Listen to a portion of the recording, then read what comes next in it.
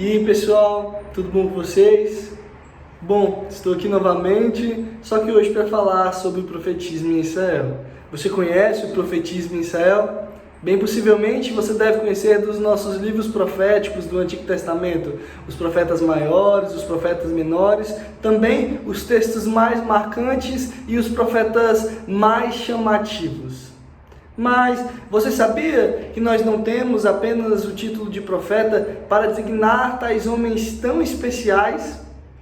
É comum se pensar que a única terminologia que existe no Antigo Testamento para definir o intermediário entre a vontade de Deus e as revelações para o homem é o profeta. Mas dentro do profetismo em Israel, no Antigo Testamento, nós iremos encontrar outras terminologias que irão especificar melhor os ofícios e as ações executadas por tais homens especiais. Dentro dessas terminologias, nós iremos falar sobre 4.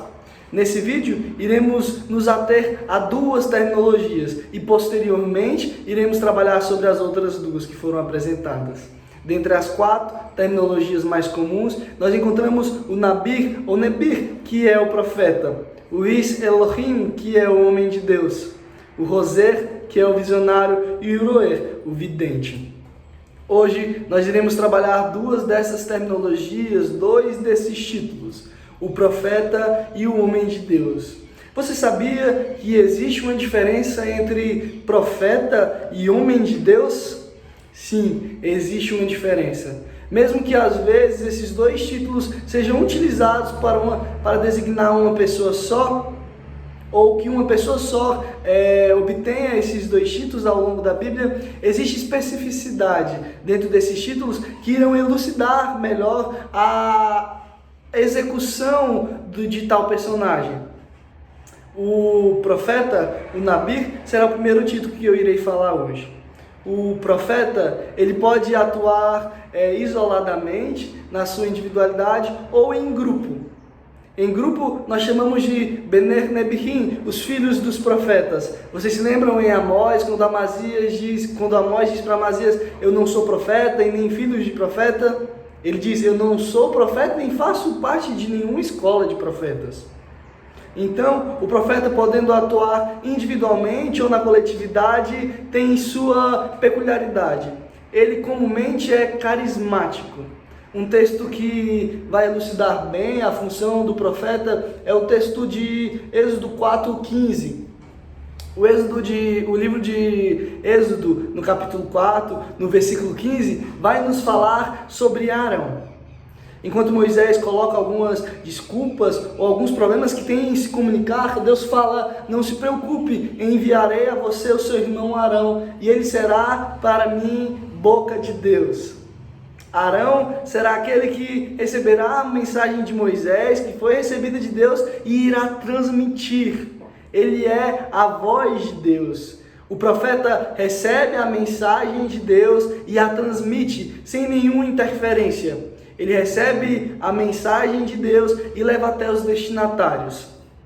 Dentro do recebimento da mensagem e da revelação do oráculo para os destinatários, existem elementos comuns dentro da revelação do oráculo. Um dos elementos comuns é a introdução, onde ele introduz o recebimento do oráculo, a acusação e o anúncio de castigo, assim tratando do elemento comum de um oráculo individual para uma pessoa só. Dentro dos elementos comuns de uma coletividade, existe a formulação do mensageiro. A fórmula do mensageiro é como nós temos em Jeremias, Ezequiel, em tantos outros profetas, o Cor Amar e Aver, ou como diz Ezequiel lá no capítulo 13, Cor Amar Adoni Elohim.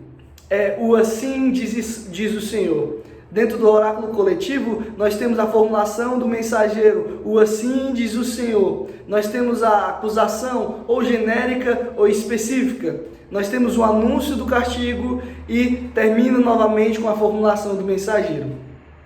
Dentre os elementos comuns da revelação do oráculo, existe outra coisa que nos chama a atenção dentro dos profetas. É a ação simbólica. A ação simbólica é algo que é utilizado para chamar a atenção do ouvinte e exigir uma transformação. é o que muitas vezes nos chama a atenção e nos escandaliza. A ação simbólica é a exemplo de Isaías tendo que caminhar nu, é de Oséias se casando com uma prostituta, Jeremias tendo que comer esterco e Ezequiel tendo que dormir de um lado só por muito tempo. A ação simbólica é que vai chamar a atenção do ouvinte para uma transformação, para uma mudança. A ação simbólica é muitas vezes dada por Deus ou um artifício literário utilizado pelo profeta para poder chamar a atenção daquela comunidade.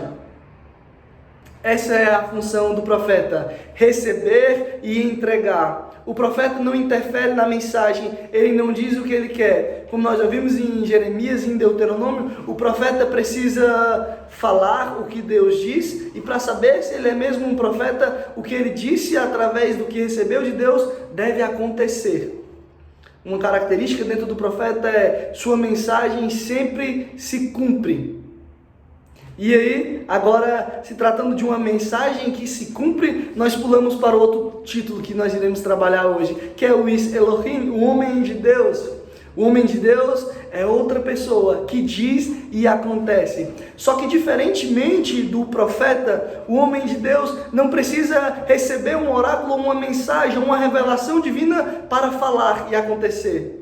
Vocês lembram de Elias, lá em 1 Reis 17, onde ele diz, não irá chover em Israel, e ele termina a sua mensagem falando sobre a minha palavra.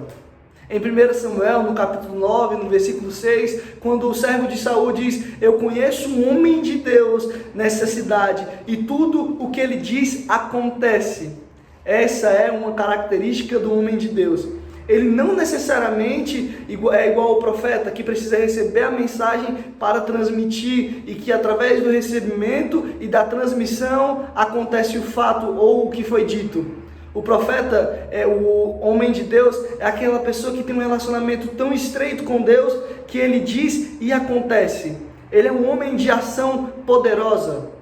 Os mais célebres são Elias e Eliseu. Vocês lembram de Elias lá em 1 Reis, falando, em 2 Reis, no capítulo 1, falando, se eu sou homem de Deus, irá cair fogo do céu?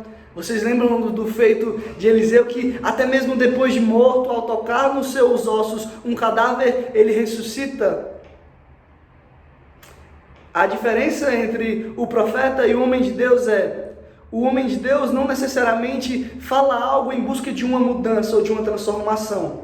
Ele é um homem poderoso, de conhecimentos ocultos. É um homem que diz e acontece. O profeta também fala e acontece, só que o profeta recebe a mensagem e transmite. O homem de Deus é um homem de palavras poderosas e de ação poderosa. Ele é um homem de poder, ele fala e acontece.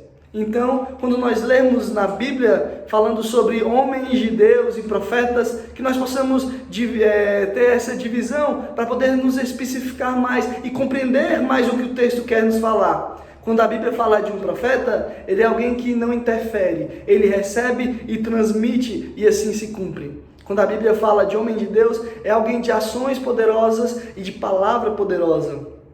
Sobre a minha palavra não irá chover. Então, nos próximos vídeos iremos trabalhar sobre o vidente e o visionário.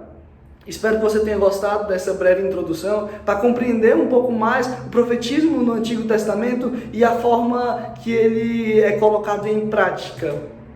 O profeta e o homem de Deus. Um abraço e que Deus abençoe a vida de vocês.